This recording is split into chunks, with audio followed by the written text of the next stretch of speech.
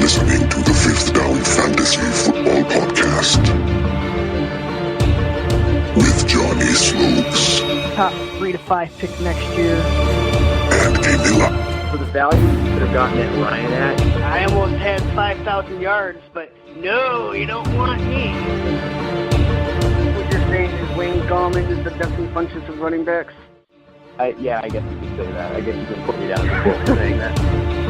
We now bring you to the Fifth Down. Welcome back to Fifth Downers. I'm your host, Johnny Slopes, and you're listening to the Fifth Down Fantasy Football Podcast.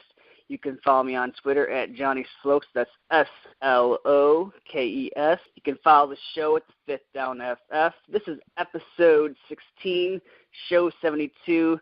Today we'll be doing a two-part episode. Today we'll be finishing off our divisional breakdowns, meaning the NFC West and the AFC East. But before we do that, I want to interview Ryan from Rotosurance. How are you doing today, Ryan? Hey, Johnny, how's it going? Thanks for having me on. Yeah, you can follow him on Twitter at Rotosurance. That's ROTOSURANCE. Yes, I nailed it. So now, before we get into the interview, I want to let people know your website and let them know a little bit. Like, first off, who is your favorite team? Yeah, well, first of all, I'm a diehard Steelers fan. Born in Pittsburgh, bleed black and gold. So Steelers are my team. I think we could be friends. But go Cardinals. Yeah, okay, fair enough. I'm sorry about the 2008 Super Bowl. I know it's probably still that was on your probably mind. one of the best ones, though. That's probably one of the best Super Bowls of all time, though. Yeah, definitely. But yeah, so our website is rotosurance.com, just as it sounds, and we offer fantasy sports insurance on players. So pretty much if you're in a paid season-long league with your friends, you can actually go to our website and buy insurance coverage on your top players for as low as $3 per the season. And as simple as it sounds, if they get injured for more than 8 games, we pay your league entry fee back. No questions asked. Yeah, everyone I tell, they're blown away by when I tell them that, they're like, really, this exists? And they're like, man, I wish I would have thought of that. Thank you. Yeah, it exists. It's our first year in business, so we're hoping for a good turnout this season, and hopefully not too many people get injured. Before we dive in further to exactly what you guys do, I want to get some of your thoughts on some of the news and notes that's going around the league. Jordan Matthews, he's resuming individual drills. I know he chipped a bone in his chest, didn't he? Like a sternum bone. And yeah. He's resuming practice. Do you like his chances of resuming like a number one role in the Bills' offense? Yeah, I do like his number one role, but as we probably all know, that the Bills are just going to be run heavy, and in fantasy wise, I would maybe stick away. I would probably stick away from Jordan Matthews just because, as you've seen in Philadelphia, he has a butterfingers problem. And I just think that Shady is going to take over that offense just like he has been doing. And, just as the trends have been going, I feel like the Bills are probably going to be the number one team in rushing attempts for sure. So fantasy-wise, I'd stick away from him. Production-wise, I think he'll be okay. I think he's definitely a step up from their receiving core last year, minus Sammy Watkins. But you all know how Sammy Watkins stays on the injury chart as well. I think our audience knows my distaste for the Bills organization. I feel like they're just tanking the season away. I feel like they've been purposely just like putting Tyrod like in a position to fail so they can just move on and like get a different quarterback in like next year's draft. I can kind of foresee like something along those lines of happening this year. Like they just do really I just don't see this team having a lot of success. Yeah, it's a shame, and it's a shame because Tyrod has talent. I mean, he is not a scrub, and he really is just in an offense that is not very quarterback friendly, and I feel like the numbers kind of show that. Jordan Reed, he practiced for the first time today, or no, I think it was yesterday, but he's finally back on the field. Does this excite you a little bit?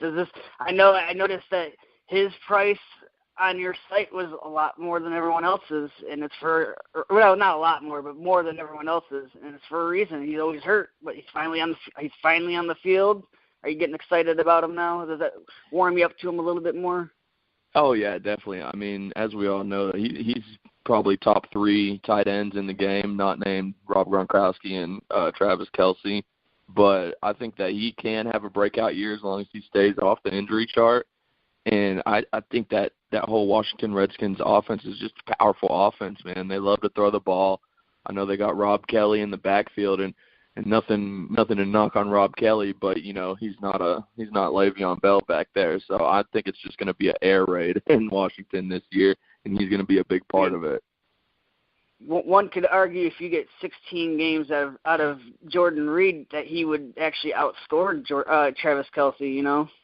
Yeah, definitely. I mean, just for the mere fact that they're going to chunk the ball a lot more than Kansas City is. As you know, Kansas City is just the Andy Reid pro-style offense, run the ball down their throat, even though you don't ever know who's really going to run the ball for them that week.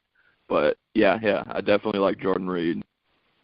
Chad Henne is to start the 3rd preseason game for Jacksonville. That's typically when teams are doing their dress rehearsal for the season. Is this a sign for bad things to come for Blake Bortles? Like, is there a reason why Chad Henne's starting the 3rd preseason game? Yeah, definitely. If anyone watched the 2nd preseason game with the Jaguars, Bortles was all over the place. He was underthrowing his open receivers. He wasn't completing the pass. He wasn't making the right reads. And I think it's going to have a direct effect on Leonard Fournette and his production, because now that if you see that they have a quarterback problem, they're already putting in their 2nd string, all the defenses are going to load up the box, put 8 guys in there, and that's going to be tough for a rookie running back. No matter, I do like Leonard Fournette because he is going to get workload, but with Blake Bortles having the struggles, it's going to have a direct effect on him. What do you think are the chances of them trading for a guy that could be on the trading block? Osweiler is the name's been floating around there, like the Browns have been calling people trying to get a deal for him. It sounds like it's really good news for a guy like DeShone Kizer. Yeah, definitely, because they have DeShone Kizer as starting in the 3rd preseason game, and as you know, the Steelers play the Browns the first regular season game, but to tell you the truth, I'm not very scared of Brock Osweiler, Cody Kessler, or whoever they put behind center.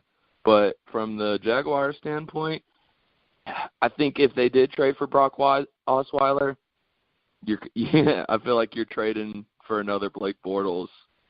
Honestly, I wouldn't want to trade into that contract. He's due like $16 million or something. Oh like that. Yeah. And the production level for that goes from Blake Bortles to Brock Osweiler, I feel like is very slim, if at all.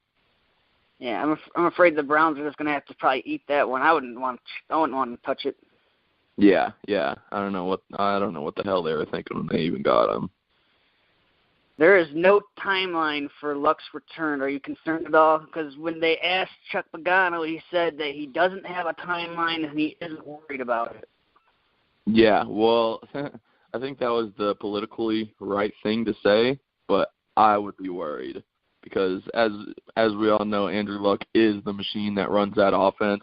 Their defense is still skeptical, especially on the front line and in the box. And with the playmakers that they have, they need Andrew Luck. Not only do they need his talent, they need that leadership role that he showed a few years ago when he made it to the AFC Championship game. And it's just scary to not know if that Andrew Luck is going to come back or if this injury is going to linger like the past year has. Without Andrew Luck, this team is probably the least talented team in the league, like one of the least talented rosters from top to bottom, besides Andrew Luck. Yeah, definitely. So that's a huge concern.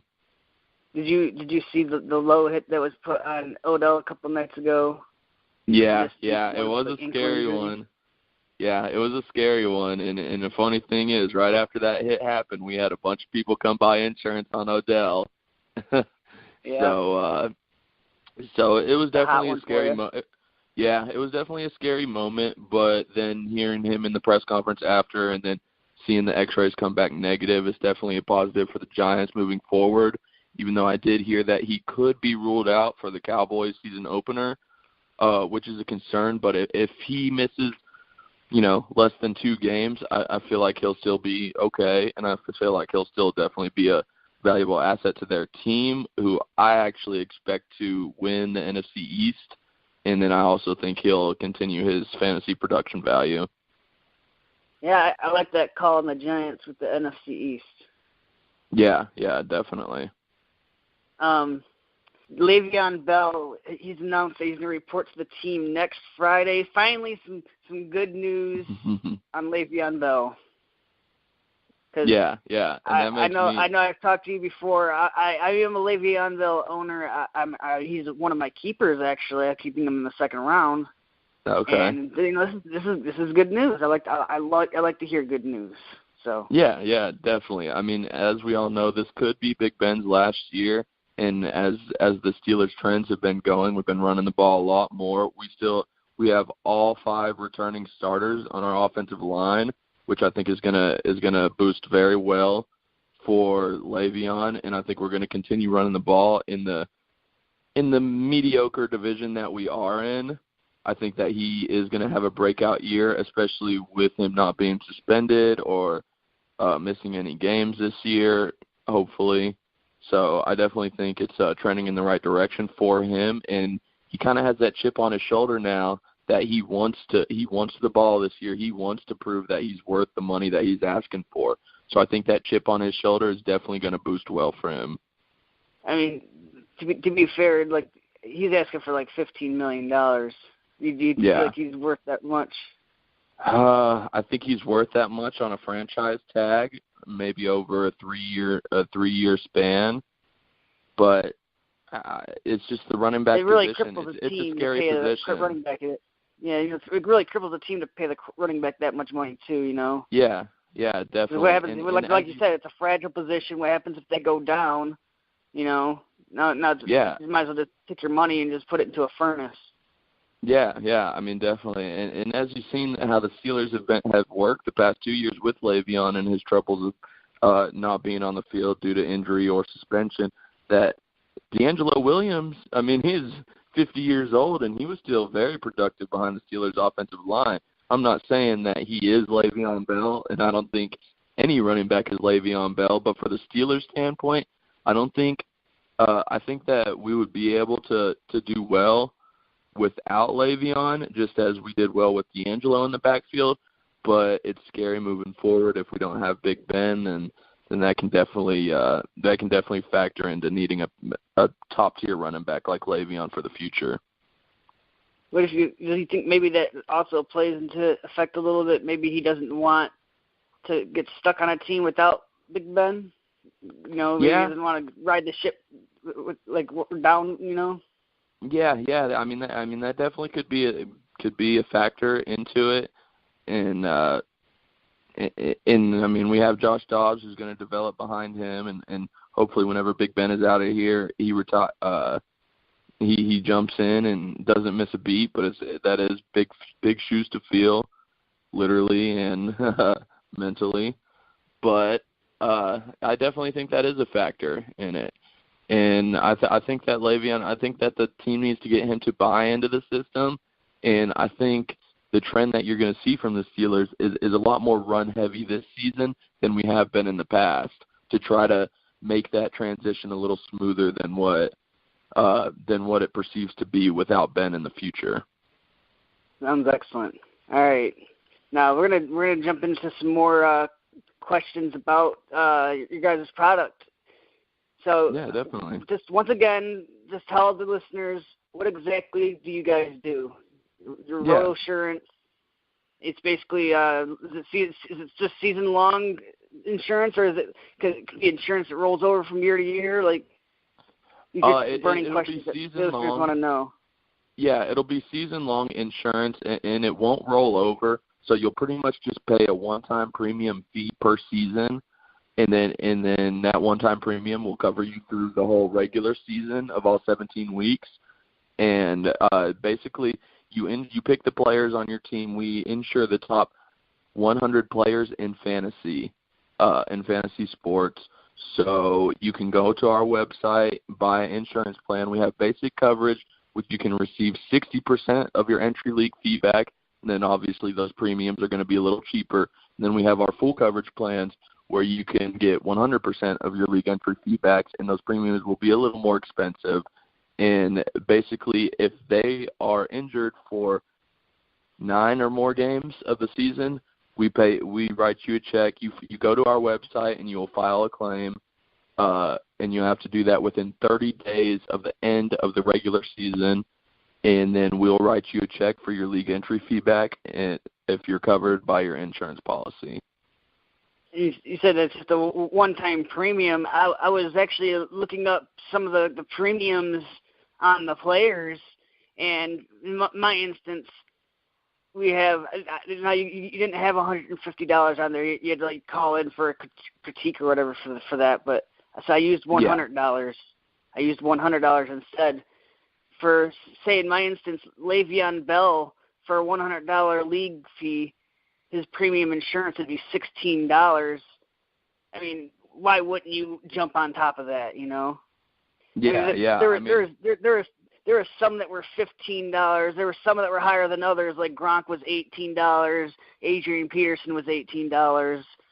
Keenan Allen was $19. I think the highest I've seen was Keenan Allen and Sammy Watkins at $19. So it kind of goes, I think, kind of by how likely they are to get injured. I think that's kind of like the theme that I was seeing. Yeah, exactly. So we've actually had our team develop an algorithm where we took into account position, age, usage rate, previous injuries, and a bunch of different factors that we used in to get a player index of the likeliness of that player to get injured, and then we based our premiums off of that. So basically, just as you explained, if someone is more injury prone, then you'll pay a few more dollars to insure that player compared to Phillip Rivers, who hasn't missed a game and God knows when. And then if you think about the numbers, if you have Le'Veon Bell and you're insuring him for $16 out of a $100 league, is he going to be the way that we think about it, is he going to be 16% of your fantasy offense? And if he's scoring 30 points a week, he definitely is, Yeah. He definitely is going to be worth 16% of your roster. Adding on that, since this is our first season in business, we're offering a ton of promo codes, 20% off, 50% off. You can just follow us anywhere on Instagram, Twitter, Facebook at Rotosurance, ROTOSURANCE, and then you'll be able to get access to all sorts of promo codes to be able to knock some price off that insurance coverage for the season. Yeah, I got to protect your team. Definitely. Is there a limit to how many players I can insure on my fantasy team, on my fantasy roster? No, not at all. You can insure as many players on your fantasy team as you want, and then if even one of those players goes down, you'll get your full entry fee back. And if two of those players get down, then you'll actually be able to receive more money than what your entry fee is, just because this season we don't have a verification of what players and your exact entry fee. So we just make the users agree to our terms of service that they're telling us the correct league amount, so we can distribute the funds if your claim is processed successfully. I think there might be a way. I don't know. I'm not tech savvy, but I think there may be a way, because I know there's a lot of other apps out there that work with your fantasy rosters that will allow you to embed your league into their website. Yeah, definitely, and that's definitely something that we're gonna be advancing on as we build our company, getting our feet wet in the industry. So we will be adding those, and we'll also be adding a daily fantasy sports insurance in the near future as well. Now, is there a limit and when you can buy players? Can you buy insurance on players week 7? Yeah. So the way that works is you can buy players in any week, and we have a chart on that. So if you buy the insurance before the league starts, then your player will have to miss 9 or more games. If you buy insurance on a player in week 1, then he'll have to miss 8 or more games. Week 2, 7 or more games, and so on and so on. And so you just take off games as it goes on. Exactly. So if they played one successful game, then it's kind of marked off. And it's just kind of a pyramid fall. So just as I explained, week 2 is 7 games, week 3 6 games, and so forth and so forth. That makes sense. That's a pretty good idea. Yeah, definitely. What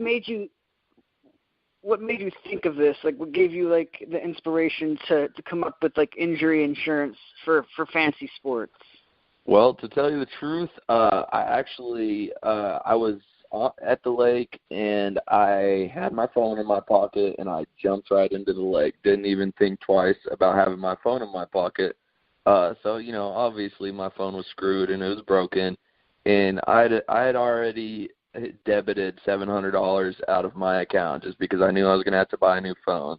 So I went into the Verizon store, and actually they told me that I had insurance on my phone and that I only had to pay $140, and they would send me a new phone overnight. And it was crazy because the insurance company was not Verizon's insurance. It was a third-party insurance company that insures all Verizon's phone and AT&T's phone. And I just thought, man, I bet that company is killing it. That's a great idea to offer that third-party insurance. And I just tried to kind of come up with a way that I could incorporate that insurance into something else. And then me just being a fantasy addict, I thought fantasy sports, and I did a little research on it, and I noticed that there's no other companies out there that are offering this. And then I did the legal lookup and found out that it was all legal under law as long as the users on our site agree that they have insurable interest on the players that they are insuring. So I pretty much put the website together and we're off. Yeah, it's a really great idea. I mean, we've all been there. We've all had injuries. Yeah. Yeah. I could have used last year. Insurance. I could have used some insurance last year. I drafted Keenan Allen. Oh yeah. And Michael Floyd last year. Oh yeah. It was bad. Yeah. I took Adrian Peterson in my first round, so I'm right there with you. So, have you ever thought of the impact of having injury insurance on a player could have when it comes to drafting certain players? Like, say you just get insurance on certain players before your draft even happens. Like, you want them on your team. You can kind of plan your draft kind of around well, I don't care if I draft them a little bit early because I got insurance on them if they get hurt. Oh well. Yeah, definitely. Maybe you could reach on a player like Keenan Allen, early in the third, or Sammy Watkins, or Gronk, or even Jordan Reed. Apparently, he's practicing again. Yeah, definitely. I mean, it just gives a safeguard around your picks, and it allows you to pick a little more aggressively in your leagues. And eventually, our vision is it'll give fantasy sports players more comfortability of playing in higher paid leagues, because they can buy insurance on their players. So, getting in a $500 league is yeah, definitely. So getting in a $500,000 league, you have a little more safeguard over it, and it'll just give you that. It'll give you that, insurance to kind of save your ass. You can draft with the upside, but then you can eliminate the downside. Exactly. Is injury insurance is available for any of the other sports? I know you said that you guys are working on it.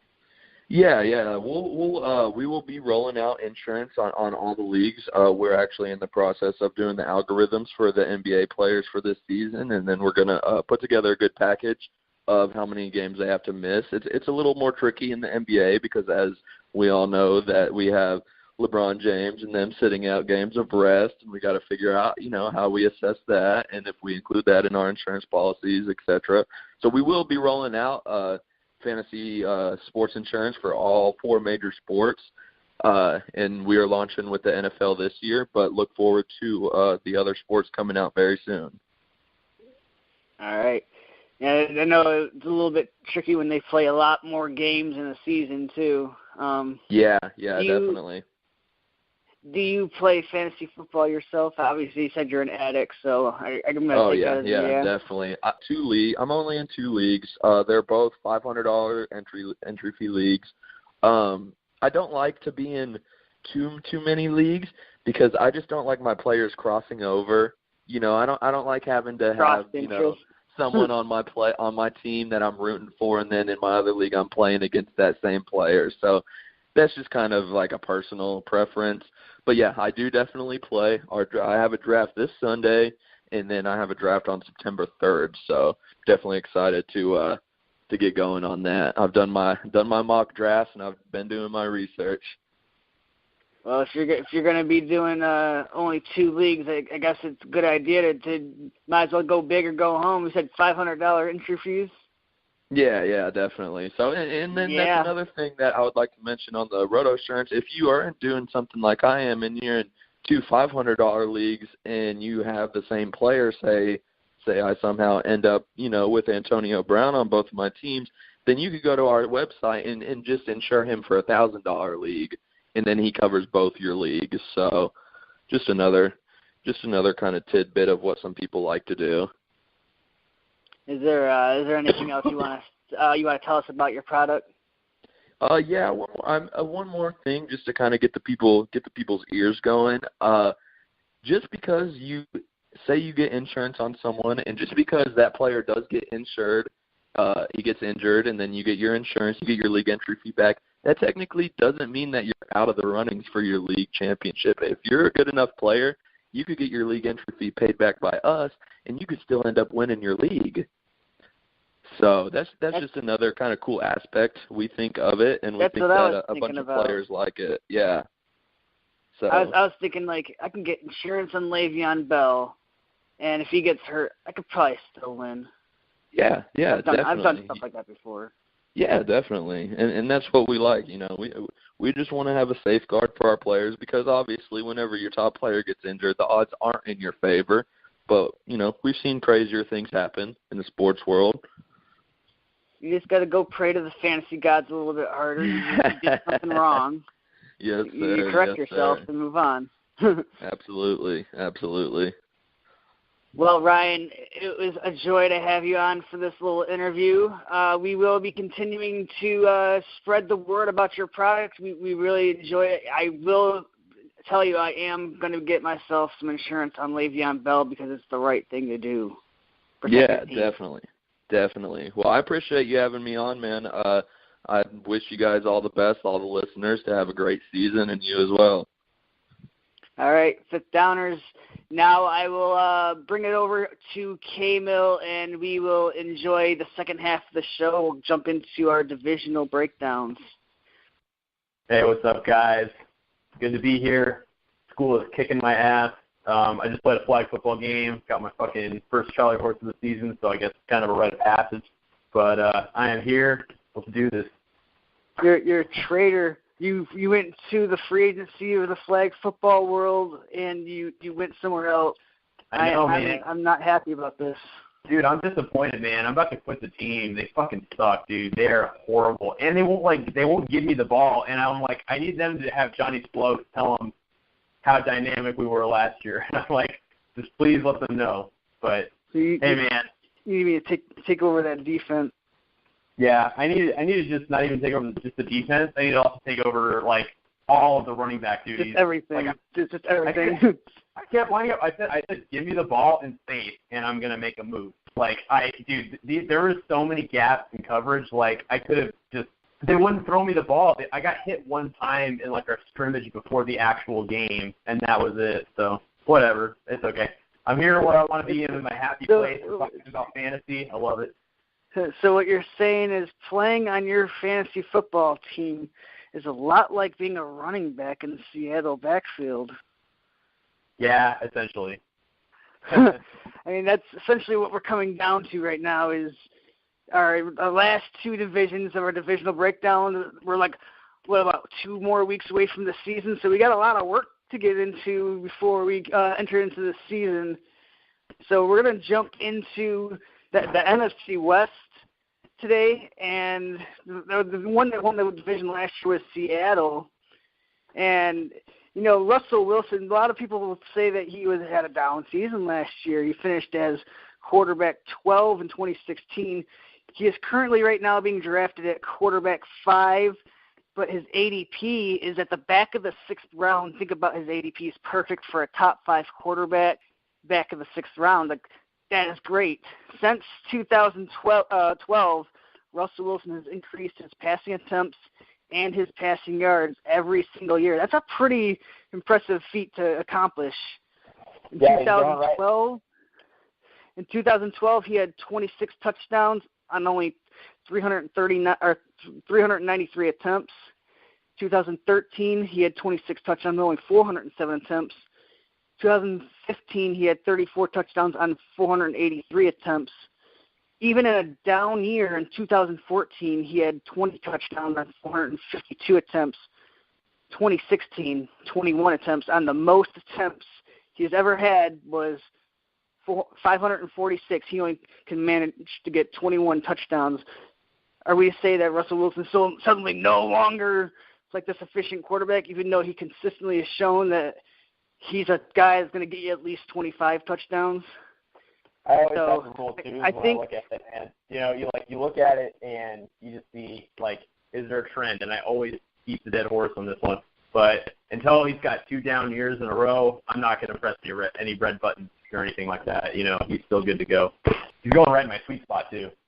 See that obviously he's going to have some touchdown progression next year, because to me he's more of a 25 to 30 touchdown quarterback. If you even look into his rushing, even his rushing was down last year. He only had 259 yards rushing last year. He was also hot by injuries last year. You know, I mean that's the one really big red flag that Seattle has, is that offensive line is just horrible. You know, and that's got to worry a couple people, but I'm not terribly worried about it. Well, I mean, that's where I was getting to. He had knee issues. He had ankle issues. He wasn't 100% healthy last year. I mean, let's just play the what-if game with Russell Wilson for a second. Let's just add 214 yards rushing to his rushing total last year. That still would put him at a conservative 475 yards, which would still be the lowest in his career. But that would instantly rise him from quarterback 12 to quarterback 7. And not to mention, he only had 21 touchdowns. Let's say he had 25. That would put him right around 300 points in the season, right around Kirk Cousins, Drew Brees area last year. So, I mean, he is definitely a top 5 option if you're asking me. Yeah, I would have to agree with you on that one. I mean, if you really want to murder it, all you got to do is just look at his touchdown percentage from last year was 3.8%. His career rate was 5.6. So it's obviously it was a lot lower than what it normally is. So I think you can definitely expect a little bit bounce back year from Russell Wilson. I would have to say so as well. But can you tell me which running back I'm not drafting in this backfield? Ooh, I mean, I could probably tell you which running back you would draft. I mean, because it's hard. It would be easier to say that, because I'm definitely not drafting Eddie Lacy, and I'm definitely not drafting Thomas Rawls if I can help it. I am so anti-Thomas Rawls. I don't. They're all 3 of these running backs. They all have injury concerns, right? So right. They're all being drafted right around the same area as each other. Eddie Lacy's running back 39, Thomas Rawls running back 41, C.J. Procise, he's running back 43.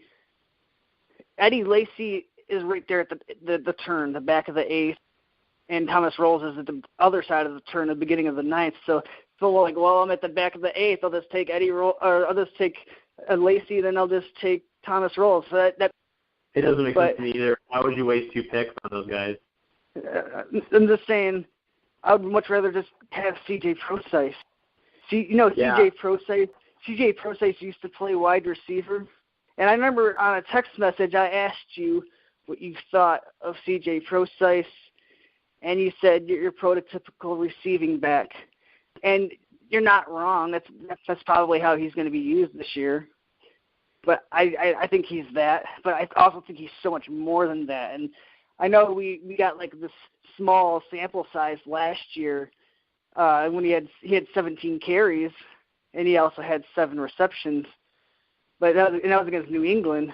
It's 153 total yards, and he also had 8 evaded tackles. So I mean, very explosive running back. We got to see how they were using him when he was like the 3-down guy. And what if I told you that C.J. Prosise is bigger than Thomas Rawls?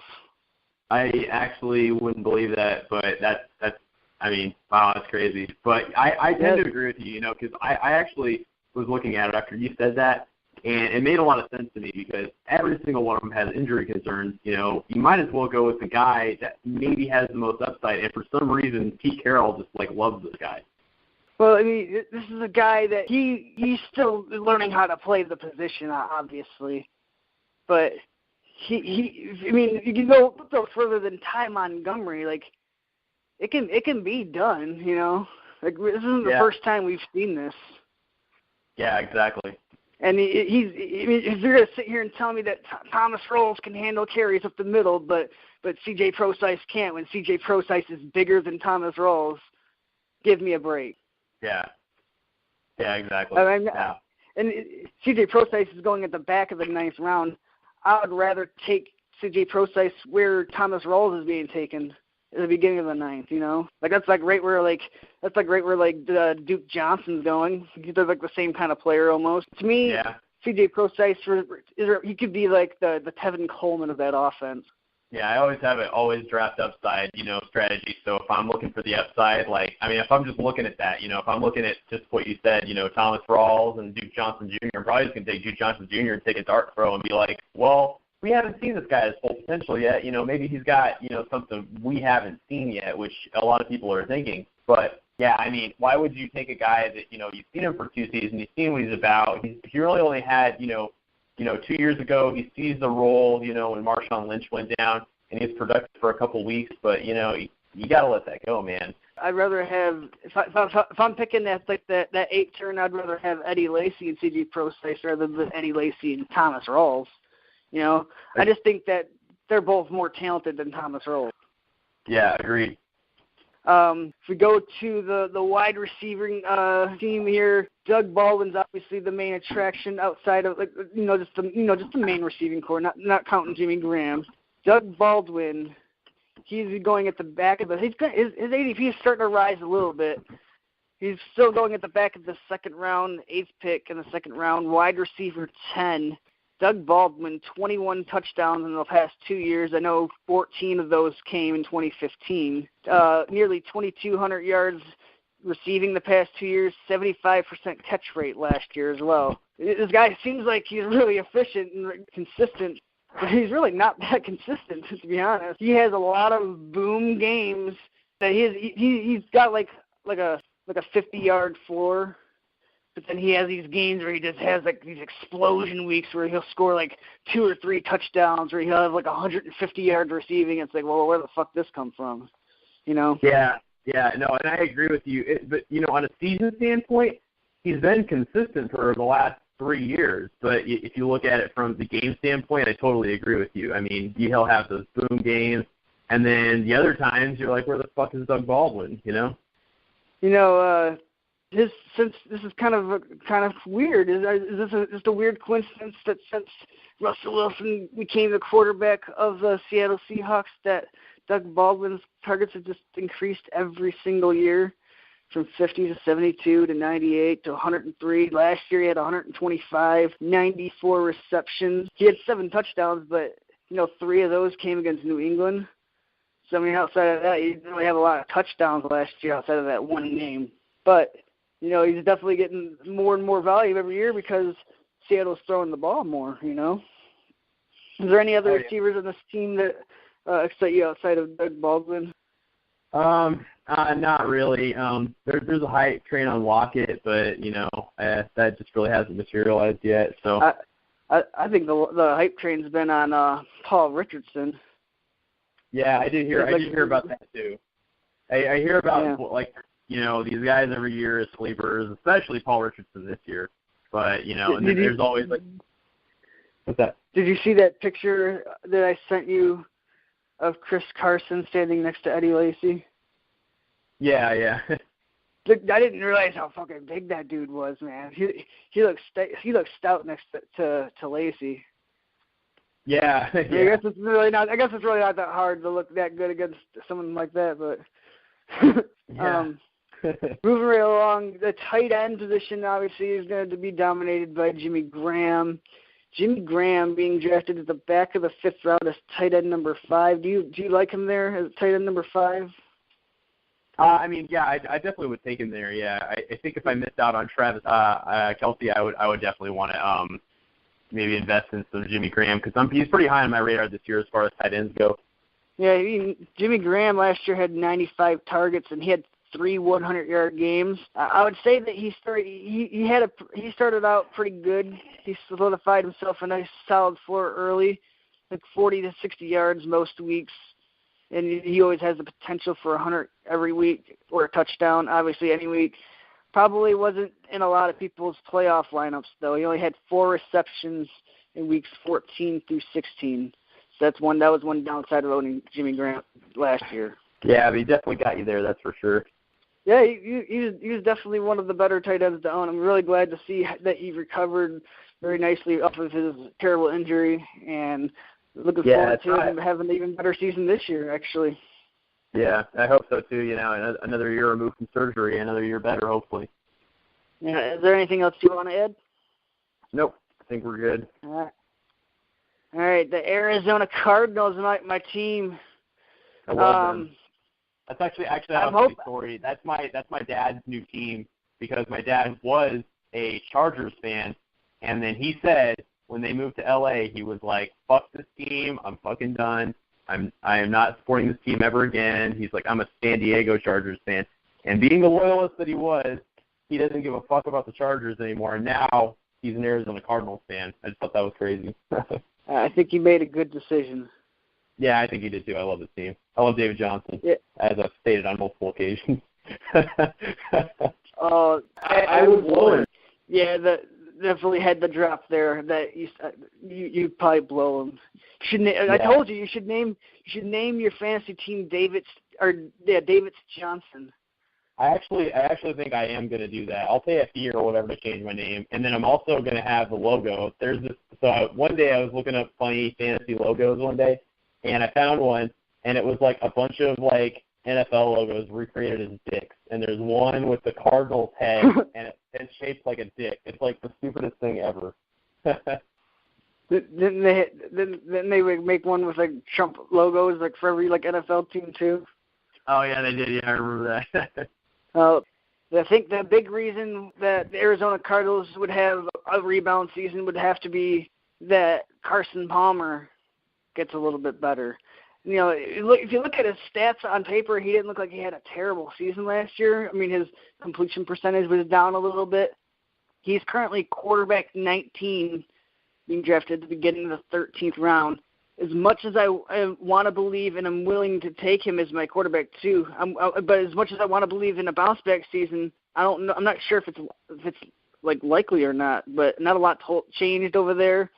I know I could see some room to improve though. I mean, slightly in the touchdowns. He had 26 last year, but you know David Johnson had a lot of rushing touchdowns, so maybe some of that could spill over to some more passing touchdowns.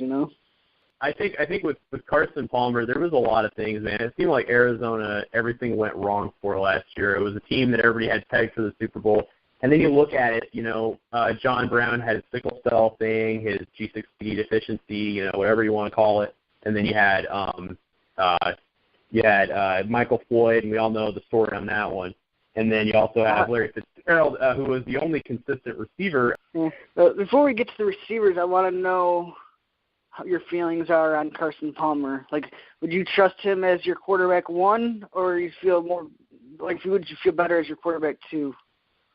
Man, I would have to say a quarterback. Some people will wait that late to get a quarterback 1. I think that's a little bit too late. Yeah, I would say I too agree because there's some going in a nice sweet spot there. I've noticed when I've looked at some ADP charts, and for Carson Palmer, I root for the guy because I love the Cardinals. If I had to take a different team besides the Broncos, it would be the Cardinals. And I hope to God that they win their first Super Bowl championship. I just don't think that this is the time, Yeah. Yeah. I mean, Carson Palmer's touchdown percentage last year on his throws was at 4.4. I think that's a little bit low, don't you think? I think that can improve a little bit. 3 of his worst performances were on the road. 4 interceptions versus Buffalo, 145 yards, and 2 interceptions versus Miami. And then the game against Minnesota as well. From week 11 on, though, he had multiple touchdown games in every single game except for 1. So he did start to improve a little bit down the stretch. Yeah, most definitely. All right, I don't want to waste too much time on David Johnson. Really, it's a no-brainer. I don't want to waste too much time talking about him. Most people are already going to be taking him 101 anyways, so I don't really think we need to touch on it too much. Anything else you want to add? Hey, he's getting that 1,000 season, baby. You can mark my words. Barring injury, he's getting that 1,000 season. Now, the receiving core, Larry Fitzgerald, his ADP is starting to creep up there too now. He is getting going in the back of the 4th round right there at the turn, like the back of the 4th, early 5th round, wide receiver 24. I would still take him there, though. He is, he's caught 216 of 295 targets the last 2 years, so I think he's still a value at his ADP. Yeah, I do too. I think that I would probably take him there too, and it also really depends on your draft strategy where you go with it. But I think that's a good spot for him. I'm just saying, if you're picking in the back of the 4th round and you need a receiver, and you're looking at the receivers and you're like, which ones could still give me 100 catches? That probably Larry Fitzgerald probably goes right to the top of that list, right? You know what I mean? Yeah, I mean, he's consistently shown, even with his age, he can still be productive. I mean, it's kind of a no-brainer to me. Yeah, he's a PPR machine. Only Julio Jones and Antonio Brown have more receptions in the last 2 years than Larry Fitzgerald. Fire. Yeah. John Brown. I mean, are you really willing to take a chance on John Brown? He's getting drafted at the back of the 10th round, but have you been hearing what Bruce Arians has been saying about this receiving core? Yeah, he's actually been saying some good things about him. I've been hearing the hype train, and I'm actually going to make some he's not been saying good things about John Brown. No, I know he hasn't about John Brown, but I'm just saying that John Brown, to me, I think is actually in for a bounce-back season. I mean, it can't get much worse than last year, but I think that, with the receiving prospects in Arizona, I think that he could probably, I don't want to make too much of a hot take, but I'm definitely buying stock on him. I think that depending on where you can get him, I think I would definitely take a chance on him. I don't know if Bruce Arians is just being stubborn or if he's just trying to light a fire under his ass, but he basically said that there's only 2 receivers on this roster that can play in the NFL, and John Brown wasn't one of them. I don't know if he was trying to light a fire under his ass or if he was just saying, he has no role to us because he can't stay healthy. I actually didn't hear that quote. Jesus, that's harsh. Yeah, I mean, he's been known to be harsh, though. Yeah, I mean, it's not. That's totally like how his character is. Like that's who Bruce Arians is. I know. I mean, I'm just saying, like, doesn't that concern you a little bit about John Brown? Like, why would he say that? Yeah, I mean, but if you remember last year, like he was like, you should have seen him. Like David Johnson, I remember there was like one time he ran the wrong route, and like Bruce Arians was like losing his mind, and I was just like, fuck, this guy doesn't play around. I'm saying I'm okay with taking John Brown in the back of the 10th round. That's fine. But who I'm really interested in is Jerron Brown or J.J. Nelson. They're both good athletes, and they're both worth taking flyers on late in your draft. Your like last draft pick in the draft. Try to scoop up one of those guys. I think one of those guys is going to end up being the number 2 on that team. Yeah, it could definitely happen for one of them. I mean, I liked what they both did last year, especially Jerron Brown. I mean, he looks like he could definitely settle that nice 3 role over there, mainly get some outside work because, John Brown usually works out of the slot. So J.J. Nelson's a speed demon, too. Yeah, he is. Yeah, oh yeah, that guy's fast. I don't think Jermaine Gresham is a real thing, but maybe he's a tight end. With you. I think maybe he's a tight end too if you're desperate, but that's about it. I'm kind of buying into it. I mean, his passing volume went up as the weeks went on last year. I mean, he showed that he got a significant share of those.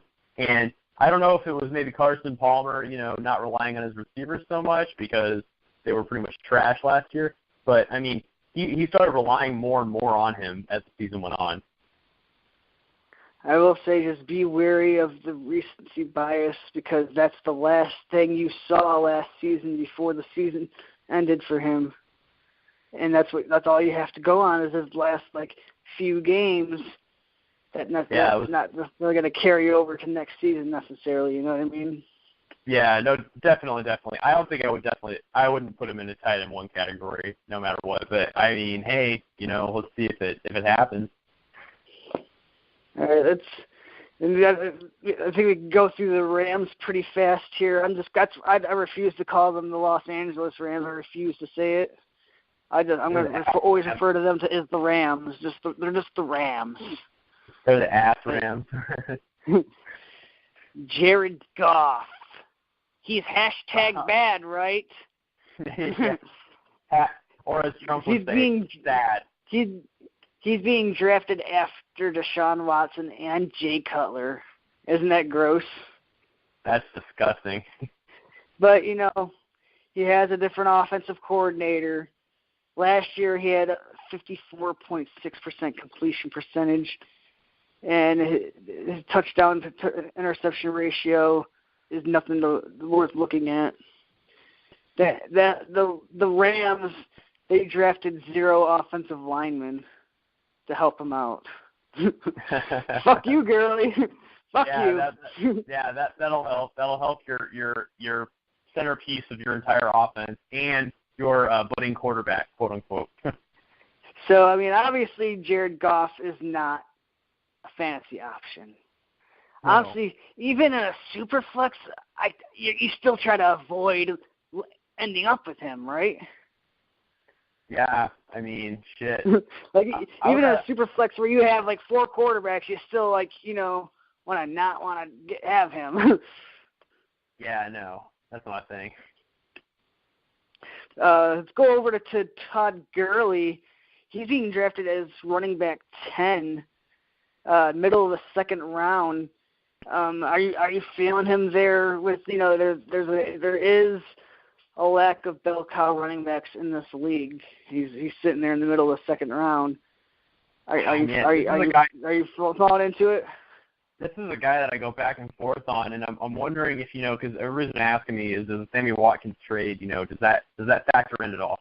And I'm like, that's what I was about to ask you. I was going to say shit. I don't know because here's the number one thing. Sammy Watkins has a significant injury history. Explosive, yes. I mean, one of the best when he's healthy. But a significant injury history. So think if he goes down, then you're looking at a receiving core of fucking Cooper Kupp and Tavon Austin, and hashtag gross. So to me, and like you said, the no help on the offensive line. I just if I can avoid getting Todd Gurley, I probably would. I'm thinking if I can get a running back in the 1st round and maybe get a different one besides Gurley, I'm going to try to avoid him. If I get stuck picking right there and he's the best available, I can see myself doing it. You're never stuck with him because you always have the option of taking a receiver, and that's what you should do. And you know what? That's my main argument. And that right there is my main argument of why. If I'm in the 2nd round, I'm most likely probably just drafting a receiver because there's a lot of landmines in the 2nd round for running backs in the 2nd round. And here's my other thing too. There's so many receivers going there that I would much rather have. For instance, we were just talking about him. Doug Baldwin's going there. I would love to have Doug Baldwin there. Yeah, Doug Baldwin over Gurley, right? Yeah, I would definitely say so. Yeah. And, Gurley's going in the middle of the second, so that's what I'm still saying. Like, Baldwin, I think people just underappreciate him a little bit. I do, too. Here's how I look at Todd Gurley, though. Does adding Sammy Watkins and Cooper Kupp help? Essentially, it should. It should relieve some people out of the box for him. But that's only if Goff is able to get him the ball. Which, let's face it, Goff wasn't able to push the ball down the field last year. He was a little bit to Kenny Britt here and there. So, Sammy Watkins is better. He's better than Britt. So, Sammy Watkins going to stay healthy, maybe. Yeah. Gurley averaged 3.2 yards per carry last year, but that's bad. We don't want that to happen, right? No, that's horrible. He increased his receptions though from 21 to 43. So that's something that we do like to see. That means he's staying on the field more, get these catches, Yeah, I mean, I think that they had to do that because running him between the tackles just wasn't doing anything. So they had to start setting up little screens and little pass plays for him. I mean, he had 278 carries last year and was only able to get 885 yards. Let's just say that he put up a meager 3.8 yards a carry. That would have put him over 1,000 yards, and that's still below average at 3.8. You know what I mean? So I think there's definitely some room for Gurley to improve in that aspect. I just don't like him in the second round just because there's receivers there that I like more than him, obviously. Yeah. Do you think that – I don't think he'll be as bad as last year, though. Definitely no. Yeah. How do you feel about this receiving core with Jared Goff throwing him the ball? Got Sammy Watkins and Cooper Kupp. Yeah, I don't like it. I mean, there's so many people. It's getting unreal now with the Cooper Kupp hype train. I mean, I'm just like, no. I mean, this guy, his combine stats don't really pop out. Like, they really don't. And I know I'm preaching to the choir here. I'm really a Cooper Kupp hater. I got stuck with him in a dynasty league because I was like, he's the best available. I guess I'll take a dart throw at him. But like honestly, he's just average. I just don't think this guy's going to do anything. Well, I mean, you took a chance with him in a dynasty league. Are you taking a flyer on him in redraft leagues? Absolutely not. No way. Because I mean, it looked like didn't it look like he was kind of like Jared Goff's like go-to receiver? I mean, with Sammy Watkins there, and then you got Tavon Austin. No, I'm saying just so far during the preseason, it looks like he's been like the go-to guy. Yeah, it seems like he's been keying in on him. I mean, but I mean that's also because Sammy Watkins hasn't even been playing, has he? Probably not. I don't see why. Yeah, I would imagine they're trying to keep him healthy. My thing is, wouldn't it make sense for them to play Cooper Kupp a lot in the preseason so they could see what they have in this rookie? Yeah, exactly. It wouldn't surprise me if he's not even the number 2 on that team. If he's behind the depth chart of say Robert Woods, Yeah. Oh, that's true. Yeah, I keep forgetting that he's there now. Yeah. They paid Robert Woods a lot of money to be there too. They're not just gonna not use Robert Woods. Yeah, and then it's funny because what's hilarious about that is Robert Woods was behind Sammy Watkins in Buffalo, and now he just can't get away from him. Yeah, and then they take it away from him, and they get the exact same guy that was the number 1 in front of him. So Sammy Watkins is Robert Woods' daddy. Yeah, he That's is. What it is. I mean, yeah, I was actually at the start of the season. I was like, "Ooh, Robert Woods could be something good here." And then I thought about the Jared Goff, and then I thought about Sammy, and I'm like, "Nope, I'm not trusting it." Yeah, Sammy Watkins crushed all of my wide receiver 5 aspirations I had with Robert Woods. Exactly. Speaking of Sammy Watkins being drafted at wide receiver 30, middle of the 6th round, do you feel comfortable drafting him there, or would you rather draft him a little bit later?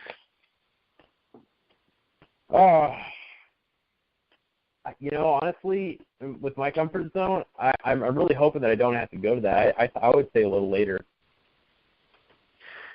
Do you think that he's going to end up dropping much further than the middle of the 6th round? Do you think you can wait a little bit to get him?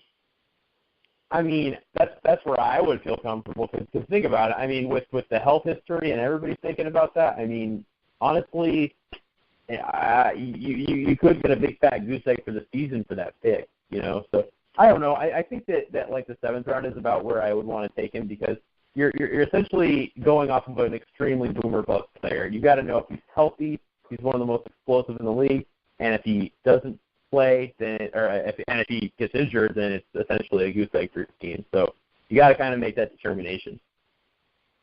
Yeah. Well, you got to think he's probably going to step right into Kenny Britt's role. Kenny Britt last year had 111 targets. Sammy Watkins playing with Tyrod Taylor, he had in 2014 he had 128 targets when he played a full season. That was good for about 8 targets a game. 2015 he had 96 targets in 13 games. That was good for 7.3. And last year he only had 52 because he only played in 8 games, and that was good for 6.5. So I thought he was going to be stepping into a lot of targets, but he's kind of stepping into about 110, 115 targets, and it's going to be with a lesser quarterback than Tyrod Taylor, and he has to learn a new playbook. So that's a little bit. I think that you got to discount his ADP a little bit at that point, you know. Yeah, I would have to agree. I think that there's too many factors, and it's so late in the off season too when he got moved. Yeah, that's what I'm saying. The Bills didn't do him any favors, that's for sure. Yeah, Cooper. The reason why I asked if Cooper Kupp's a flyer in redraft leagues is because people are taking flyers on Cooper Kupp in the beginning of the 12th round, wide receiver 55. So that's why I asked. I don't think they have to worry about a tight end on this team, though. I don't think Jared Goff is going to support a whole lot in this offense. Let's go over to the San Francisco 49ers. It shouldn't take long because they don't have a lot of players either.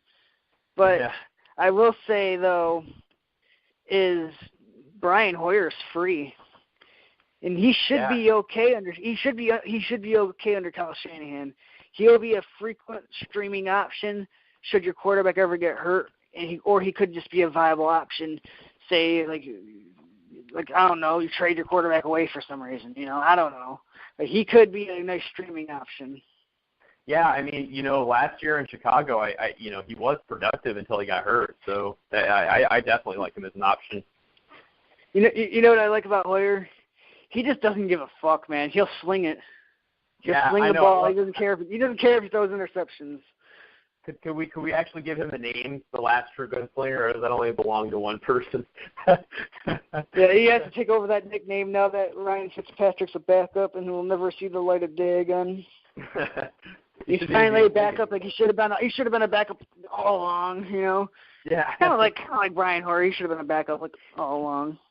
It's so funny that he held out for all that money last year. But we're getting off track. Yeah. So Brian Hoyer, a definite buy for me. I think you can safely leave him on the waiver wire and then pick him up one week and then, you know, hey, fucking use him or, you know, for all the strategies that you just named. You know, I keep hearing all this hate for Carlos Hyde. But then every time when I go on to Fantasy Football Calculator and I look at PPR, I go on the PPR ADP and I look at the running backs, I see Hyde, middle of the 4th round. It's like, how come I keep hearing all this hype and his ADP is not dropping? He's still in the middle of the 4th round for PPR leagues, you know? I've seen him go much later. Obviously, I've seen him go into the 6th round before, but yeah, you know, I've actually heard some crazy rumors about Carlos Hyde. I've heard that like Kyle Shanahan is actively shopping him. I actually heard specifically that the Denver Broncos were talking trade, and there was speculation You weren't on the last podcast with us. The last podcast, me and Steve were talking about this exact scenario. We were just speculating about it, though. We were like, what if Carlos Hyde ends up going to Denver? Denver needs a running back, you know? Yeah, and I was, like, thinking about that, and I was like, I don't know if that makes too much sense. I mean, we got C.J. Anderson, who does have an injury history, but so does Carlos Hyde, so you're not gaining anything there. And then you have obviously Booker's going to be out for the first 6 weeks, and then you have fucking Jamal Charles. So I don't think it's a bad move, but I just don't see the need. With Denver signing Jamal Charles. Let's just have a bunch of injury-prone backs on our team. I think that apparently that's what Denver's trying to do, especially with Carlos Hyde. And I don't even want to know what San Francisco would want for him. So I don't like the move as a Broncos fan, but hey. Okay. Could you see a guy like, I know this is a little bit off topic, just I wanted just a yes or no thing though. Could you see a guy like Jeremy Hill getting traded? I actually could. That makes a lot of sense because it seems like they're trying to actively clear room for Mixon. I could definitely see why Mixon's being drafted in the 4th round. But getting back on track, Carlos Hyde is being drafted in the middle of the 4th round. Not a guy I'm targeting in the 4th round. Would like to have seen him be in the back of the 5th, early 6th round. I'd like him more there. He plays in a poor offense, and he's going to have a lot of games with bad game script. And you got to think, under Shanahan, they're not going to run the ball as often when they're losing like they were last year, And I don't think he's going to lose his job, but the others are going to cut into his workload enough to where it's going to be a nuisance. I mean, they got other guys that can handle loads like Tim Hightower, Capri Bibbs, Joe Williams. I'm sure there's others that I'm not even thinking of right now, but they got other guys that can handle the load. Sure. Yeah. And the other one that I think a lot of people are kind of, I would say they're sleeping on him, but he's definitely going to cut into people's workloads as they signed Juszczyk to like a huge contract or a huge fullback. You got to think he's probably going to get a lot of the receiving work, Yeah, exactly, and he's also going to get some touchdowns too. So. Yeah, he had like 40, 50 receptions last year in Baltimore as a fullback. Yeah, and he targeted heavily in red zone work. Yeah, so he's getting paid like a starting running back, so that's another thing you got to look into as well. Good point. Yeah. I want to hear. I think what I want to hear, and what the Fifth Down Nation wants to hear, is what is your take on Pierre Garçon? I don't think we've talked about this player once this entire summer. What do you feel? How do you feel about Pierre Garçon? Oh man, you know what? I'm not really feeling. I mean, I can see it. I think I go back and forth on this one. He's reunited with his old offensive coordinator. That is true, and also another thing too is he's got a gunslinger like Brian Hoyer back there. I think that he could benefit from that. I think that he's going to be a heavily underrated player now that I'm thinking about it. I mean, he's being drafted at the beginning of the 7th round as wide receiver 35. So he's being drafted as a fringe wide receiver 3, like a fringe flex player, basically. Yeah. Mm-hmm. But remember that one time when Pierre Garçon had 181 targets in 2013 with this same offensive coordinator that he's with right now, but only under lesser circumstance. I do remember that. Yeah, I mean that's an enormous amount of targets. I don't know if he's going to get that much, but you can definitely see the appeal there. He's a wide receiver 3, but I think I'd rather have him as my wide receiver 4 or my wide receiver 5, if I could manage, Oh yeah. I don't really think we need to talk about anyone else on the 49ers. I mean, we got Vance McDonald. I think he could lose his job to a rookie, so I don't think we need to talk about him. Yeah. Let's go over to the AFC East. This is not a division that's very competitive. This is a very boring division. That's why we saved it for last. Tom Brady, the New England Patriots, they have a command over this division, obviously. None of these teams are going to be any good except for the New England Patriots. And everyone wants to argue about which receiver you want to draft or which running back you want to draft. Just take Tom Brady. He's going to be the mastermind behind the offense. Or I'll say we don't really bring up defenses too much on the show, but I think New England is a defense that I am willing to take, maybe in the 12th or 13th round, just because they get to play 6 games against this horrible fucking division. Yeah, that's true. You got to get 6 good games of production right there. Yeah, that's how you do it, man. You just pick a team with a strong defense and a weak division. But how do you really think that Tom Brady is going to really go over the hill this year?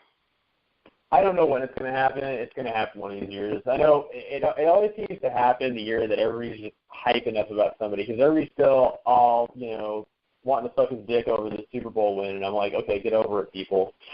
Like, everybody's like, greatest of all time. And that he is. I can't argue that. But, one of these years he's going to hit a wall. I mean, I don't see it happening. There's no way the guy's going to play till he's 45, in my opinion. Would you be pissed if you spent a 3rd-round draft pick on him this year and he just turned into Peyton Manning of 2015? Yeah. I mean, that's where he's going right now. He's going in the back of the 3rd round, quarterback 2. Tom Brady, he had 28 touchdowns in 12 games. Do you think that he has any touchdown regression? That seems like a lot of touchdowns in 12 games. Because, 28 touchdowns in 12 games would put him at 37 touchdowns on the season through 16 games. Do you think that maybe that number comes down a little bit? Yeah, I definitely think so. I think over a season span that would come down. Yeah, I thought so at first too, but thinking back on it, I don't know, man. Because he had 36 and 33 in the previous 2 years, and he's had 30-plus touchdowns frequently throughout his career. He also, because he did that in 2010, 2011, 2012, 2014, and 2015. So I can definitely still see him getting at least 30 to like 30, 35. I mean, that sounds about right. I think so too. I mean, it just like you said, you're a little bit more worried than others. You still haven't been behind Drew Brees. Yeah, for me, I would take him, but I just think that where he's going, I just don't like quarterbacks where he's going. Well, I mean, there's a reason why in the 3rd round there's 2 quarterbacks being taken in the 3rd round, and there's 2 tight ends being taken in the 3rd round. That's because the 3rd round is scary to a lot of people. They got players that like DeAndre Hopkins and like Allen Robinson and Keenan Allen, like people that they're not really sure what they're going to get. They could get something good. They could get something bad, So that people are like, well, I might as well just take Aaron Rodgers, or, well, I guess it's time to take Tom Brady. That's just kind of how this draft is going this year, Two of those 3 that you just named, I would actually be comfortable taking. I'm not saying I'd be comfortable taking all the names I just named just now. I'm just saying there's people out there that aren't, and that's why they take. I agree with you. I'm just saying off of my own draft strategy, I would feel comfortable taking a lot of those guys. So. Yeah. I mean, that's just the main. I'm just saying that's the main reason why there's the quarterbacks and the tight ends going in the 3rd round. It's just other risky picks there too as well. Right. Tom Brady had 36 pass attempts a game last year. That was the least he's had since 2010. Thinking maybe they're just starting to take some of this workload away from him as he's getting older, and they're relying more on the running game. They ran the ball more than we've ever seen last year, Well, that maybe had to do with the Garrett Blount, but I think they might have been able to figure something else out there at the running back position. I think they're probably going to use a combination of players. I mean, obviously a lot of people are avoiding the running backs in the backfield. I know you've never been on the Mike Gillislee train. Can you believe that there's going to be 4 running backs in this backfield that will be drafted this year? Yeah, that's just crazy to me that New England it was like they signed guy after guy this offseason. I was like, Jesus, when is it going to stop? And, truthfully, I can't even predict this backfield. I keep hearing about James White. I keep hearing about Rex Burkhead. Truthfully, I don't know where it's going to go, and I honestly, I really don't want to draft anybody in New England this year. I don't feel comfortable with anybody because of I just don't know how this offense is going to work. Maybe Rex Burkhead, if he's going late enough, is the only guy that I'm like looking at. Well, when I'm looking at I can never just say nope, I'm not taking a New England running back, because one of them is going to be really good and most likely have a lot to do with why you're going to win your league. So you got to take it. That means you have. Well, to me personally, I have to take a chance on this backfield, because I know this backfield scores a lot of points. So if I'm looking at which running back I'd rather have, Mike Gilsey's obviously the first one going out of the bunch. Middle of the 6th round, running back 27. I mean, that seems fine. He's been nursing a hamstring injury all summer long, so that's a big concern to me entering the season, that the hamstring injury is not something I want to hear. Mm-hmm. So that kind of turned me off from Mike Gilsey. And if you're asking me about James White or Rex Burkhead or Deion Lewis, they're all going late. They're all going in the double-digit rounds past the 10th round. Running back 46, running back 51, and Deion Lewis is running back 60. I would take my chances with Rex Burkhead out of those three, because Deion Lewis and James White have both proven they're not going to use them up the middle. They're not going to use them to burn out the clock or anything like that. Obviously, James White is the most popular one out of that group because he was the Super Bowl hero, but Rex Burkhead, I could see him being a 3-down threat. So that's the guy I'd probably aim most of my drafts. He's getting drafted at the back of the 11th round. Yeah, and that's where I'd like him to. I think, you've got all your starters figured out at that point. You might as well just... Isn't that kind of right where Blunt was at last year? Yeah, that's kind of where it was, yeah. I mean, at that point, when you got your roster all settled, you're just looking for guys with nice upside, and, he definitely fits that bill, so... Yeah, the running backs that I am looking for late in this year's draft is in the 9th round. I'm looking for Duke Johnson, and I'm looking for C.J. Procise. And then when I get into like the 11th, 12th round, I'm looking for Rex Burkhead, because I think all three of these backs have some qualities that you look for in a running back that could earn 3-down work.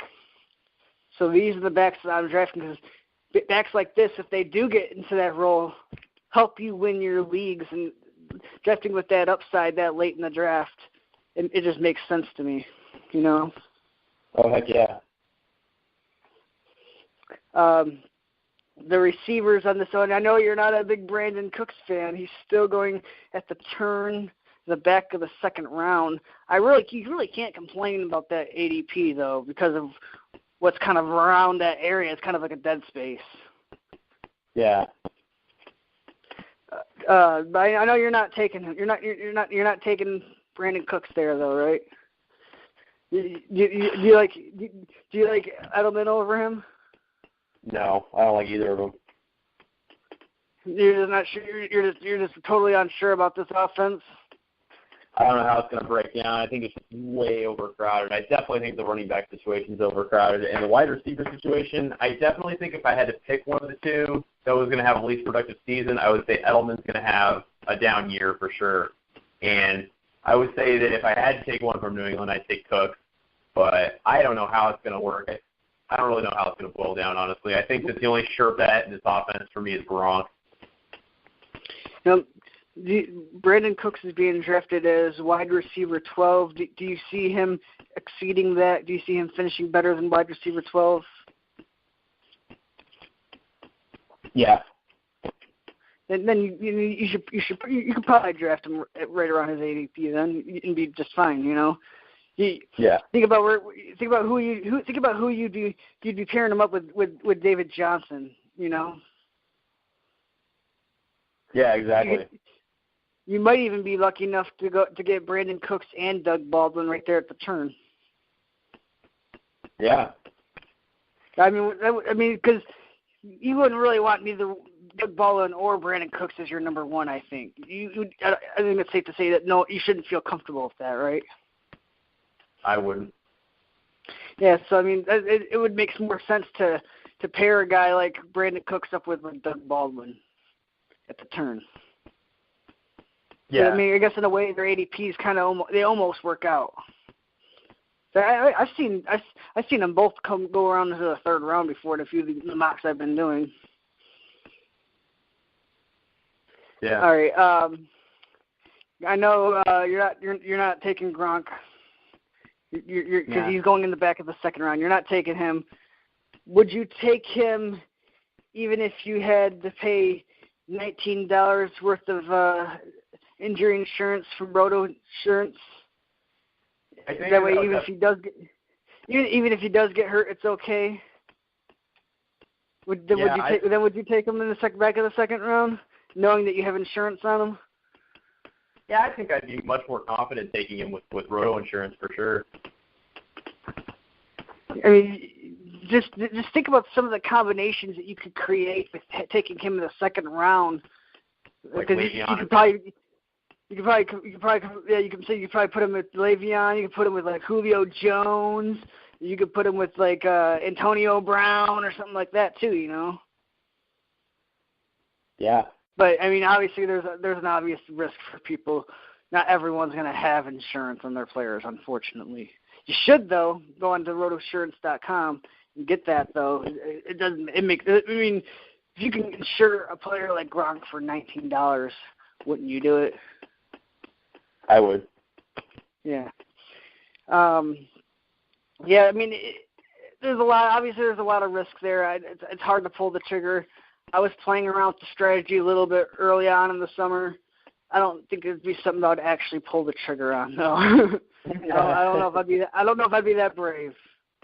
But no, I don't think you would. You'll see him occasionally fall into the third round. If he falls into the beginning of the third round, I think you have to take him, because at that point it's like, come on, like I know he's injury prone, but look what's here. Yeah, exactly. Look at this mess. Yeah, but I know you're not a big fan of Dwayne Allen. So do you think, though, he could have like a Martellus Bennett type season if Gronk was to go down? No, I'm a huge Dwayne hater. Dwayne Allen hater. I for some reason I wanted to say Dwayne Wade, and I was like, that's not right. Right. No, this guy can't get on board. I can't do it. Like last year, he was. I know he was injured for spells, but Jack Doyle, like an average guy like Jack Doyle, overtook him. Jack, he was a backup to a guy that ran a 4.940. Yeah. Exactly. Just let that sink in for a second. Just let that. So no, I'm not buying into Dwayne Allen. My next question is, which team do you think is the least shitty out of the division?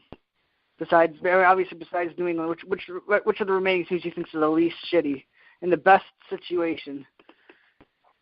Oh God. I think it's tough to go with Miami. I was gonna say I think I would have to go with Miami, but that's not saying much. I mean, you got Jay Cutler starting quarterback.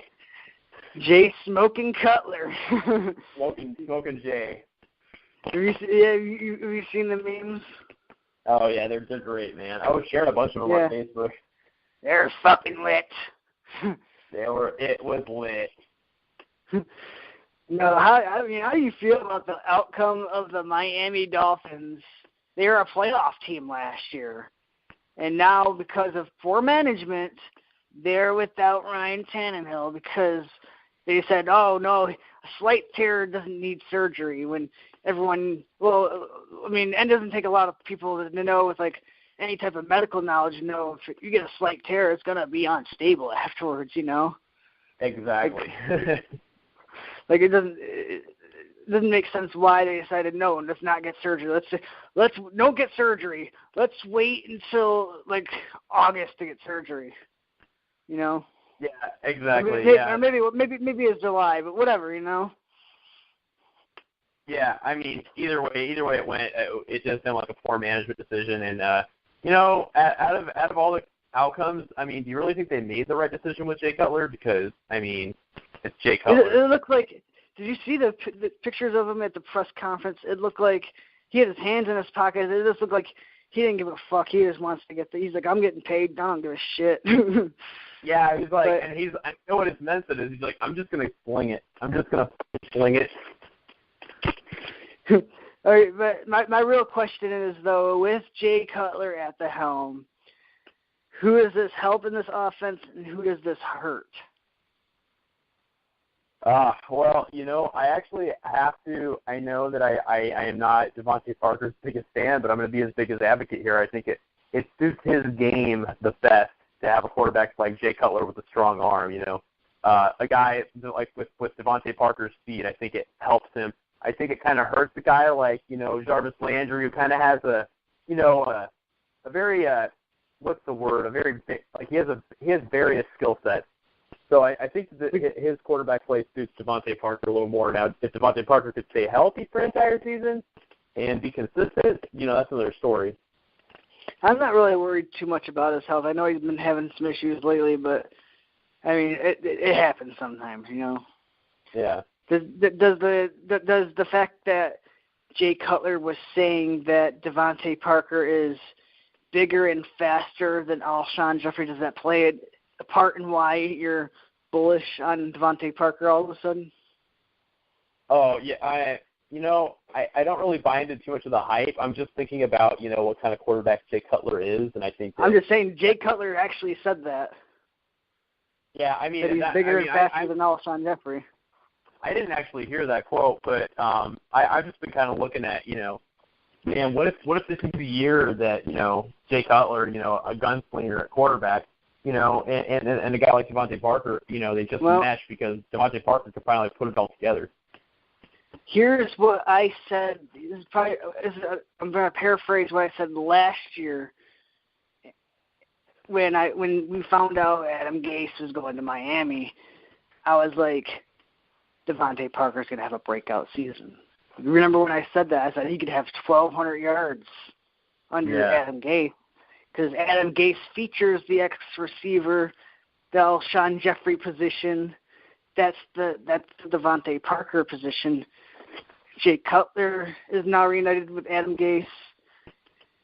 I could definitely see a certain connection there, so that does make sense. So I'm definitely pro Devontae Parker. Devontae Parker is going probably like 7th round. You can probably get him in the 7th round, and it's still kind of risky, but there's a lot of upside there, Yeah, I would think so. I mean, there's people that are asking, should I take Devontae Parker over Jarvis Landry at this point? Jarvis Landry's his stock has dropped big time since Cutler's taken over. Yeah, You know who I thought, though? I thought their stock was going to rise a lot once Cutler became quarterback. I thought Ajayi was going to become a first-rounder, but it wasn't. Yeah. It was DeMarco Murray that became a first-rounder at the turn now. Ajayi, he hasn't really moved a whole lot. He's still sitting right there in the 2nd round. You got to think that they're probably going to be a little bit more run-heavy now. And remember Adam Gase with Matt Forte? He likes to throw to the running back a lot. Ajayi proved in college he could catch the ball. He hasn't done it a whole lot as a pro. But maybe now as his like 2nd full season as a starter, maybe he can improve onto that from last year, Yeah, it does nothing but help his stock. I mean, he's a guy that I obviously liked last year. I still like him this year. I think that you're still bullish on him. I'm still pretty bullish on him. Yeah, I like me some Ajayi. Do you think though that hurts his touchdown upside at all though? I think it could, but I wouldn't directly say that it's going to. I think it could play a factor. It's just gonna, this is one of those things. I think we're just gonna have to wait till the season starts to really get a feel for it. My main concern is how functional is Jay Cutler gonna actually be in that offense? He didn't look very good in Chicago, that's for sure. No, he didn't. Well, yeah, he has more talent than he did. Yeah. Would you rather have Jay Cutler over Matt Moore? You're saying if I had to choose one of the two quarterbacks? Who do you think would help this team from a fantasy aspect more, Jay Cutler or Matt Moore? That's a good question. I mean, Matt Moore he was steady last year, like right when Tannehill went down at the end of the last season. He righted the ship, kept him. Matt Moore is a journeyman, prototypical, like he won't win you the game, but he won't lose you the game. He's just he's that kind of a quarterback. Yeah, so I don't know. To me, it would be like, if he was the quarterback, I would worry every time they played a good defense, because what Matt Moore showed me last year is he's okay if the defense is not elite. But if you go against a good defense, he crumbled, So that worries me. Are you interested in Julius Thomas? Seems like they all just reunited right there in Adam Gase's old offense, huh? Yeah, I guess it's a question more of Julius Thomas can stay healthy, because even in his Denver days, I mean, it was 2 seasons before we even got to see him play after he was drafted, because he kept getting hurt. I mean, he's a guy. Didn't he break his hand last year? Yeah, he broke his hand last year. I'm just saying, this guy, it's like one thing after another with him, So I'm definitely not buying into him. No, I mean, I'm like I said, I'm not a guy that likes to take 2 tight ends. I even like to take my tight end late. Even when I'm taking my tight end late, I'm not taking Julius Thomas. I'm not doing that. Nope. Leave him on the waiver wire. I'd rather take old ass Jason Witten over him. Yeah, same here. All right. That's enough talk about the Miami Dolphins. I don't think we really need to get too much into Landry. I mean, I feel so bad for Landry. His stock just drops like a rock, I mean, that's what happens. You got to think that he's the one. He's just a big loser of the situation, Yeah, it does suck for him. I do feel bad for Jarvis Landry. Then again, he can surprise a lot of people. If his stock drops enough, I mean, I might be comfortable just, taking him. It's getting to the point where people are thinking, should I take Parker or should I take Landry? Yeah, it really is. Guys, it's come to that. It's come to that. All right, let's go over to the Buffalo Bills. Looks like the Buffalo Bills are the next team that's trying to tank it. They're trying to pull a Jets after the Jets already did what the Jets did, and it's like, well, it's too late now, dude. Yeah, I don't even know if that a team can tank worse than the Jets, because there's no team that looks worse on paper than the Jets do. I digress. The Colts without luck is arguably the worst team in the league, roster-wise, Yeah, yeah. But I think the Bills are trying to. I think they're trying to fight for a spot to get a new quarterback in 2018. It looks like they're trying to set. I was talking to Ryan from Rotosurance earlier today, and I was telling him, like, it feels like the Bills are trying to set Tyrod Taylor up for failure. You know what I mean? Like, they give him Jordan Matthews and they give him Zay Jones, and they say, here you go to work. You did it last year without Sammy. You're going to do it again this year. Yeah. We don't need Sammy Watkins to win football games. He's hashtag bad at football. We can't have players like that on our team, Yeah, I mean, it's just funny to me because they just continually, every year, it seems like they want Tyrod Taylor to fail. Like, they've never given him a good shot. They never have given him a good team to, and he's just one of the most criminally underrated quarterbacks in the league, and it just pisses me off. I wish he would go to a good team. Yeah. I mean, really, are you at least concerned now about taking not Sammy Watkins. Are you at least concerned about taking LaShawn McCoy in the first round now? With what's going on over there in Buffalo? Doesn't that concern you a little bit about him? Actually, I don't think it's so much. They already came out and said they're not going to trade him, so that's good. Yeah. Well, and here's the thing: if I'm LaShawn McCoy, I'm probably pissed off because now you put me on basically like a team that's going to tank. So for me, it's a pros and cons situation. The con is, yeah, he's going to get some stacked boxes. The pro is he's going to get a lot of volume. So I mean, that's also there. I talked about on a previous show, do you see a scenario where they're like, fuck it, we don't want to win this year. We're trying to rebuild. Sean McCoy is not part of our future. Let's just run him to the ground, and then we'll find us a different running back later, you know? What if they just give him like 330 carries or something like that? I'm not saying that's what they are going to do or what they should do. They absolutely shouldn't do that, but I mean, it's not conceivable. Like, you know, they don't really seem like they're interested in trying to improve a good passing attack. That's for sure. No, definitely not. I mean, maybe they think they can win a Super Bowl with just LeSean McCoy. I'm just kidding. I mean, are you interested in any of these receivers? I mean, Jordan Matthews just started practicing again for individual drills, at least. Zay Jones has been getting a lot of buzz lately. Are you taking any of these guys as a flyer?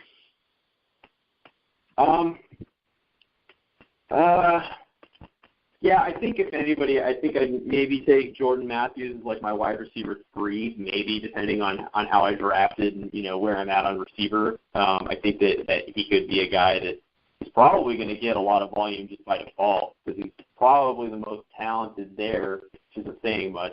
But well, let's just put it this way. Before Jordan Matthews got traded, I was doing a dynasty startup. It was a super flex league. And I got Jordan Matthews as like my wide. I think he's like my wide receiver 6. I got him as my wide receiver 6 in a dynasty mode, and so I was fine with him there, you know. And then he got traded to Buffalo, and I was like, oh well, you know, I don't know if really much has changed. So I think he's still gonna get like the same, probably the same kind of volume because, you know, I figured he's going to play the number 2 role in Philadelphia. That's like playing like the number 1 in Buffalo, right? Yeah. I don't know. I mean, I think if I'm probably just staying away from this receiving core just because it's a low passing offense. They're not interested in throwing the ball a lot. I think they couldn't be more obvious in what they've been doing. They have no interest in being a good football team this year. No, they don't. I mean, I can't draft. Are you drafting Chris Clay? Are you more interested in Charles Clay now? I mean, he's an option out there, but I'm definitely not in season long. Only in like dynasty formats would I even like consider him. Tyrod Taylor just doesn't see the middle of the field very well. That's the main issue that they have with Charles Clay and Zay Jones, and you know that's just the issue that they have. Yeah, I would agree with you. I think that's pretty good logic. Let's go over to the New York Jets. I can't believe we have to talk about this team. You're not drafting any of their quarterbacks.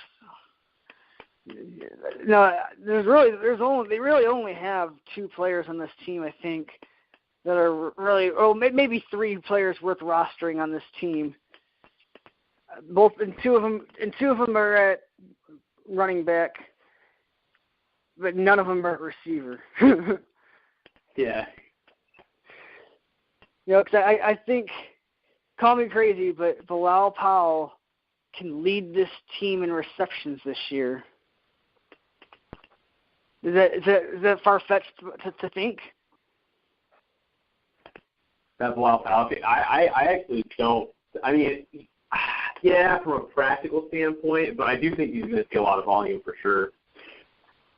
I mean, I honestly, can you see him getting like 75 catches? Which receiver do you see getting 75 catches on his roster? Robbie Anderson? Yeah, that's Quincy Nunez out. You know, they have nobody else at receiver really. They got like just some young rookies that they took later in the draft, and then just guys that nobody else wants. You know. Exactly. I mean, there's really only 2 players I'm really interested in on this team, and it's Bilal Powell. You can get him in the 6th round. I think that's a great RB2 to have on your team. I really don't think he's going to start out as the starter. I think it's going to be kind of like last year. I think Forte is going to start out as the starter, but they're going to bring in Powell.